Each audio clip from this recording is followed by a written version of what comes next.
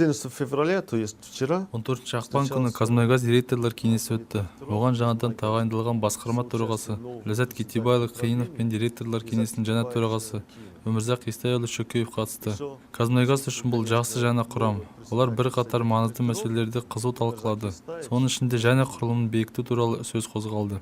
Бұл аппарат әлемдік талаптарға сай. Алдағы уақытта халықаралық құрылымды қалыптастыруға мүмкіндік бар.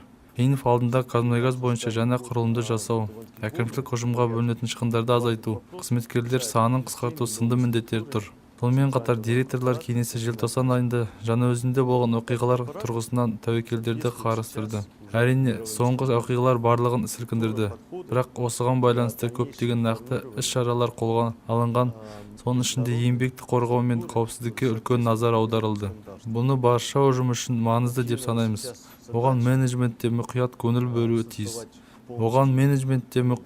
бөлуі тиіс. Осыдан соң басқарушылық есеп негізінде өткен жылғы көрсеткіштер мен қаңтар айының алдын ала қорытындысын қаралды. Қазмұнайгаздың тәуелсіз директорлары Питер Лейн мен Фрэнк Куйларс. Питер Лейн ірі мұнай компанияларында үлкен тәжірибе жинақтаған мұнайшы, ал Фрэнк Куйларс банк саласының өкілі. Олардың еңбек өтілі бірге қосқанда 40 жылға тең. Бұл өте жақсы. Демек, олар бүкіл дүние жүзі бойынша түрлі мұнай компанияларын көріп, олардың қызметін, мақсатқа қалай жеткендерін бақылады.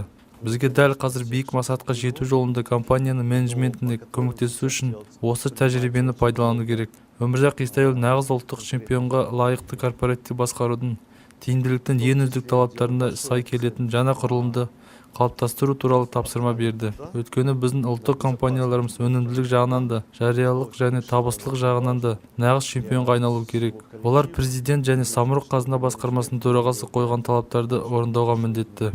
Бұған қоса олар пайда әкеліп, біздің ғана емес, жалпы қоғам мүддесіне жауап беру тиіс.